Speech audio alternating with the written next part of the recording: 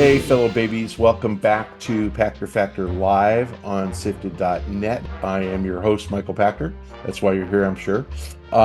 We really appreciate all of our Patreon patrons and our YouTube subscribers.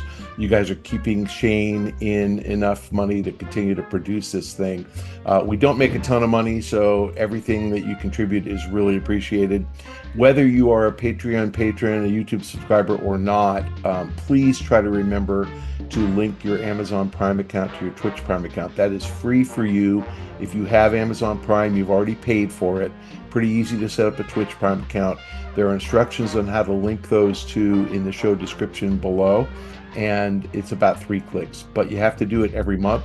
So if you haven't done it for a while, please re-up that. Shane gets money, Amazon gets to pay. It comes out of their pocket, not yours. All right, let's get to today's topic, this week's topic on Pachter Factor Live. The 18 to 24-year-old kids are stopping spending money on games. That reminds me of that Steve Buscemi Snickers ad when he says, "Hey, fellow kids," when he's an old guy hanging out with the kids. The kids are stopping spending money. Overall spending is down 13% year over year, and actual game sales are down a whopping 25% year over year in that age group. Why is this happening? Are they broke, or are they just choosing to spend money on other things? What can we do, you and me, to get them to spend money on games again? What kind of spending do you think that'll be? What will happen if their behavior doesn't change? All right, I hate to break it to you, but I've been talking about this for a good 15 years. I believe that the console business is in a slow decline. I think that I predicted back in 2015 that we would have game streaming by 2019. So far I'm off by 6 years. It's coming. It's doable. It hasn't happened yet. Live service games are real, and there are games like League of Legends that were born as a live service and are always a live service. And they don't have any other way to monetize. That's really where the business is headed. So think Roblox, right? I think that what we're seeing is that the decline in console game spending has been exacerbated. So that means accelerated, made worse by fewer games being offered, by the studios, the developers making just bigger franchises less frequently. So Battlefield, Call of Duty, and they just don't want to make games that they used to make relatively regularly every year. And then you're getting competition from things like Game Pass, which is making it easier to subscribe to something and not buy a game. But what is happening that I think is really hitting that younger age group is that they grew up with mobile games. So 18 to 24-year-old kids, their first game experience was mobile, where people over 30, their first game experience was PC or console.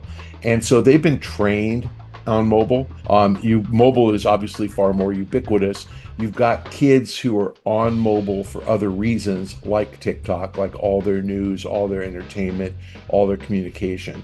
And they're with their phones 24/7. So I think you're going to see this continue. I think console software sales are going to continue to drop. One interesting statistic that we saw recently is that same age group is up dramatically in its spending on Roblox. And let's be fair, Roblox does a little over $1 billion a quarter. They probably do they call it $5 billion a year. The total games ecosystem is $150 billion. So Roblox is 3% of the total. They're not the reason for this thing that our topic for today.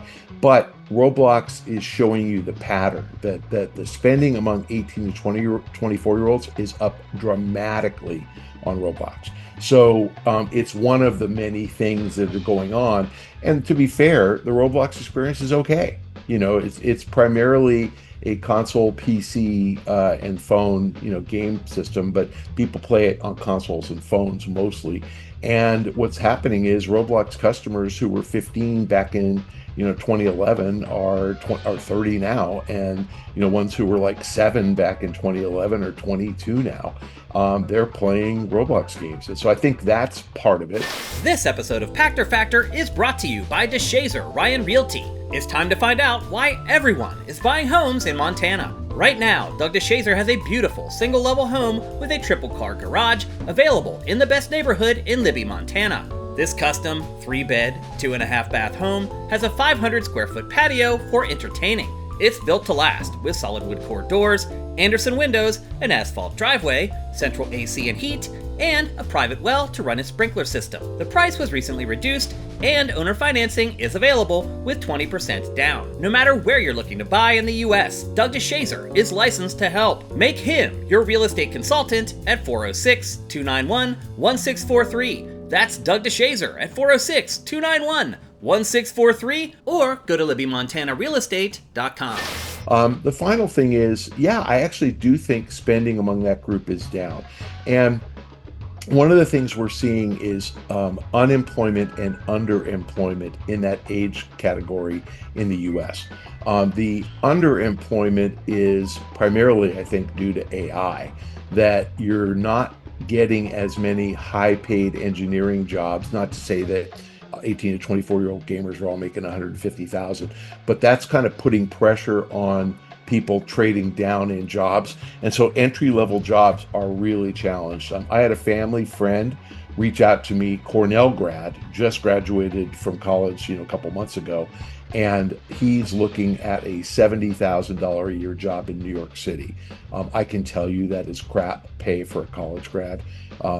My kids make more than that in LA, and one of them teaches autistic kids. So it's a really low wage, and Cornell grads are looking at jobs like that. So I think people are feeling the squeeze on employment. At the same time, tariffs and immigration practices are driving costs up in the US. So one of the factoids that came out this week in the inflation data was, although inflation ticked up only 0.9%, which is an annualized rate of something above 7. What you actually are seeing is produce prices up 39%. And I can tell you right now that is because of immigration and because of tariffs.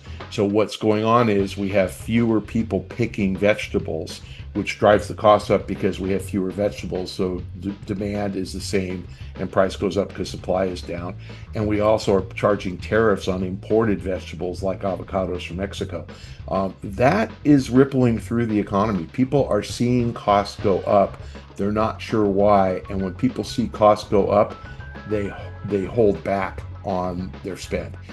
Same thing with energy prices, not oil, not gasoline, but electricity prices are crazy high, and we're having a really hot summer.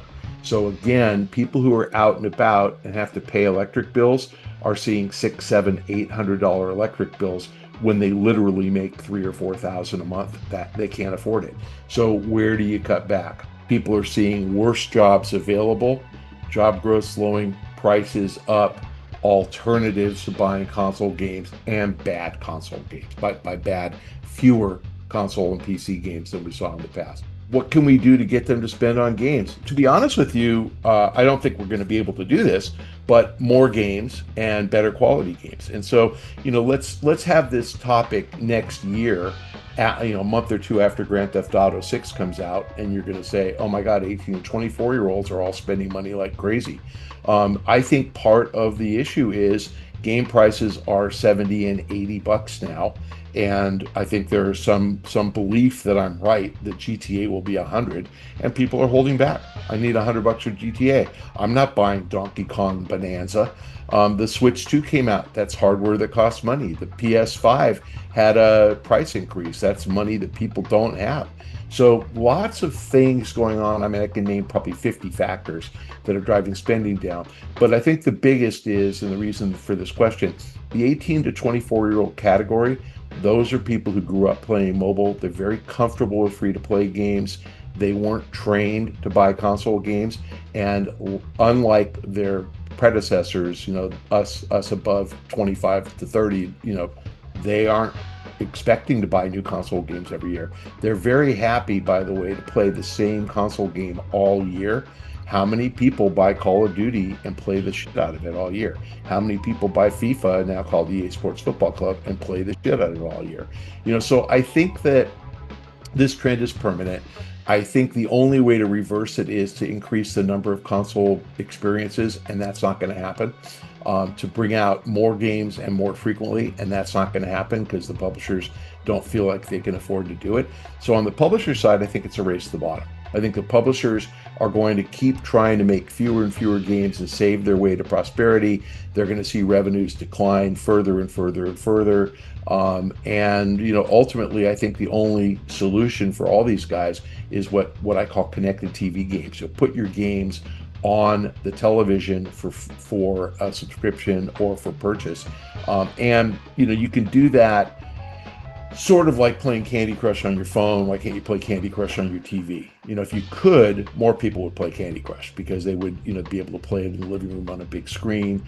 Why not put Steam games on a connected TV and you don't have to download it, play it in the cloud? I know, multiplayer is laggy, but most PC games are single player. Put them on the TV. You'll see sales go up. Ultimately, I think that the game publishers thrive. I just don't think that the console manufacturers are going to thrive, or that the game publishers are going to make the bulk of their revenue from packaged good, digital download, full game sales. Instead, they're going to make their money from the long tail, from the connected TV sales, from subscription, from any other way that they can do it. So that's really the answer. I don't think we can do anything to change that behavior other than increase the number of games, which the publishers won't do. And if the behavior doesn't change, the publishers are going to figure that out. Now, in fairness, Microsoft figured this out a long time ago, and they shifted to Game Pass. Now, I don't think Game Pass in its current form is the answer because it's too limited and too expensive. But I think if they said Game Pass, where you can buy all Steam games and you can play all iOS games on your TV, and we'll make it happen. And if you spend money on Candy Crush, spend it on your TV. We don't care. That would be an answer. And that they're going to head in that direction. I'm certain of it. They just don't know it yet.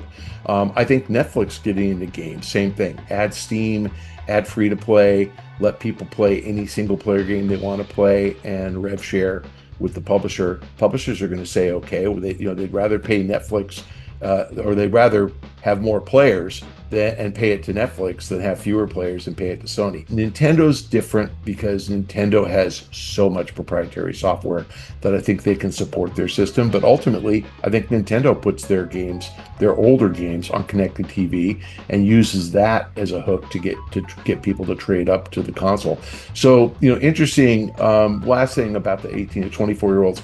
The Switch 2 should have been aimed squarely at 18 to 24-year-olds, and it is sort of. The games are pretty good, but there's not enough of them. So give the Switch 2 time. I'd say by this time next year, that category is going to be up as well. 18 to 24-year-old people buying games on Switch will be up. So again, all of it should converge next year. Switch 2 and GTA will drive an uptick in that behavior. Appreciate everybody joining us on Pachter Factor Live. Those of you who are Patreon patrons or YouTube subscribers, we really, really appreciate it. Shane needs that income, so keep it up, please. Whether you're doing that or not, it's free for you to link your Amazon Prime account to your Twitch Prime account. Very easy to do. There are instructions in the show description below. 3 clicks, but you have to redo it every month. So if you haven't done it in a while, please reconnect your Amazon Prime account to your Twitch Prime account. Again, really easy to link with 3 clicks, and Shane gets paid. It costs you absolutely nothing. You're sticking it to Amazon. My fellow babies, I appreciate you joining us on Pachter Factor Live. We will see you next week.